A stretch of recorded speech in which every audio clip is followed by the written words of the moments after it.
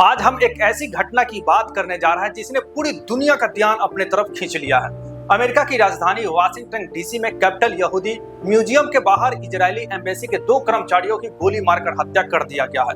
ये कोई छोटी मोटी घटना नहीं है, यह एक ऐसा मामला है जो न सिर्फ अमेरिका और इजरायल के रिलेशनशिप को अफेक्ट करेगा, बल्कि इजरायल फिलिस्तीन के संघर्ष को और कोई नई दिशा दे सकता है। सबसे हैरानी की बात, यह सब उस देश में हुआ जिसे दुनिया का सबसे सुरक्षित और पावरफुल कंट्री माना जाता है।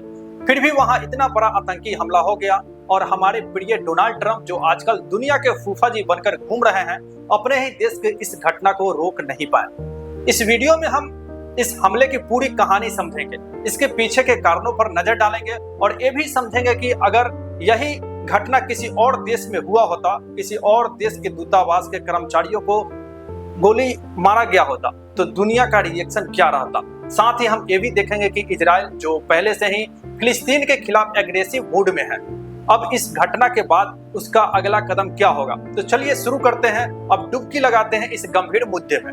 21 मई की रात वाशिंगटन डीसी में कैपिटल यहूदी म्यूजियम के बाहर एक भयानक गोलीबारी हुई। यह म्यूजियम FBI यानी federal bureau of investigation Washington field office से बस कुछ ही कदम दूरी पर है। इस गोलाबारी में इजरायल दूतावास के 2 कर्मचारी, एक पुरुष और एक महिला मारी गई है। ये दोनों हाल ही में एंगेजमेंट किए थे और जल्द ही शादी करने वाले थे। ये कितना दुखद है, जरा सोचिए।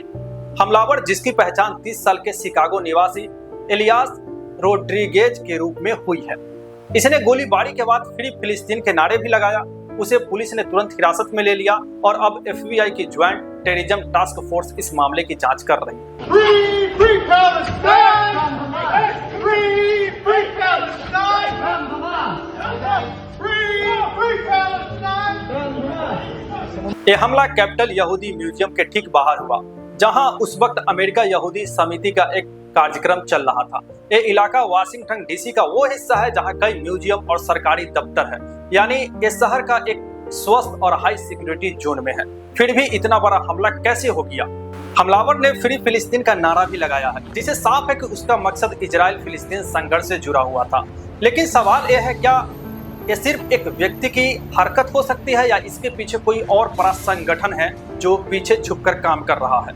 अभी तक पुलिस ने कोई भी खुलासा नहीं किया है, लेकिन ये घटना निश्चित रूप से वैश्विक स्तर पर चर्चा का विषय बन गया है। दोस्तों, वाशिंगटन डीसी को दुनिया की सबसे सुरक्षित जगहों में से एक माना जाता है। यहाँ FBI का हेडक्वार्टर, पेंटागन है, व्हाइट हाउस है। फिर भी इतने हाई सिक्योरिटी जोन में 2 विदेशी दूतावास कर्मचारियों की हत्या हो गई। ये अमेरिका की सुरक्षा व्यवस्था पर एक बहुत बड़ा सवाल उठाता है। और सबसे बड़ी बात, ये सब उस वक्त हुआ जब डोनाल्ड ट्रंप, जो दुनिया भर में शांति और ताकत की ढोल पीट रहे हैं, अपने ही देश में इस तरह की घटना को रोक नहीं पाए। ट्रंप साहब तो भारत पाकिस्तान के बीच युद्ध रुकवाने की बात करते हैं, मिडिल ईस्ट में शांति की बात करते हैं, लेकिन उनके अपने ही देश की राजधानी वाशिंगटन डीसी में ये क्या हो गया? सुरक्षा में चूक से एक घटना दिखाती है कि अमेरिका की सुरक्षा व्यवस्था में कितनी बड़ी खामियां हैं। अगर वाशिंगटन डीसी जैसी जगह में इतना बड़ा हमला हो सकता है, तो बाकी जगहों का क्या ही कहना।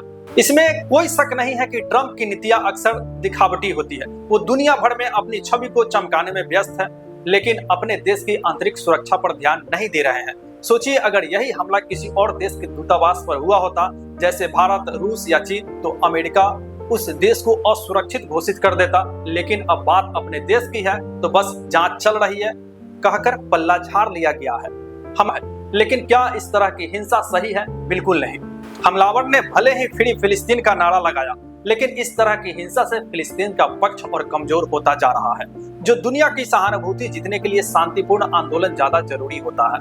फिलिस्तीन के कुछ संगठन जैसे हमास हिंसा को बढ़ावा देता है, जिससे आम फिलिस्तीन लोगों का दुख और बढ़ता जा रहा है। गाजा में 7 अक्टूबर 2023 के बाद से अभी तक 53,000 से ज्यादा लोग मारे जा चुके हैं, जिनमें से ज्यादातर बच्चा और महिलाएं हैं। इस तरह के हमले जैसे वाशिंगटन में हुआ, फिलिस्तीन के मुद्दे को और कॉम्प्लेक्स बनाता है। ये इजराइल को और एग्रेसिव मोड में लाने का बहाना दे दिया है। लेकिन सवाल ये भी है, क्या इस हमला का गुस्सा बेवजह था?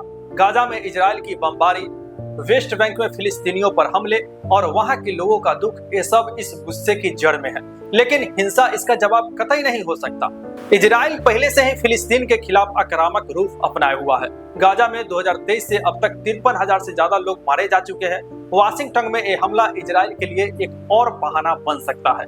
इजराइल इस हमले को यहूदी विरोधी आतंकवादी भी करार दे चुका है, लेकिन इस बार मामला अमेरिका में हुआ है तो इजराइल को सावधानी बरतनी होगी। अगर वो बहुत आक्रामक रूप अपनाता है तो अंतर्राष्ट्रीय समुदाय का दबाव भी बढ़ सकता है। ट्रंप और इजराइल के बीच गहरी दोस्ती है, लेकिन इस घटना से ट्रंप की अपनी क्रेडिट पर ही सवाल उठ रहा है। क्या वो इजराइल को और समर्थन देंगे या अपनी छवि बचाने के लिए कुछ और बड़ा करेंगे? सोचिए, अगर यही हमला किसी और देश के दूतावास पर हुआ होता, भारत या रूस जैसे देश पर, तो क्या होता? दुनिया भर में हंगामा मच जाता, उस देश को असुरक्षित घोषित कर दिया जाता। अमेरिका को इस संघर्ष में निष्पक्ष मध्यस्थता की जरूरत है, लेकिन क्या ट्रंप ऐसा करेंगे? शायद नहीं कर पाएंगे, क्योंकि वो तो फूफाजी बनकर पूरी दुनिया में घूम रहे हैं। तो दोस्तों, ये थी वाशिंगटन डीसी में हुई इस दुखद घटना की पूरी कहानी। ये घटना हमें सोचने पर मजबूर करती है कि हिंसा से कभी कोई समाधान नहीं निकल सकता, चाहे वो इजराइल हो, फिलिस्तीन हो या अमेरिका हो। सबको मिलकर शांति की दिशा में काम करना होगा।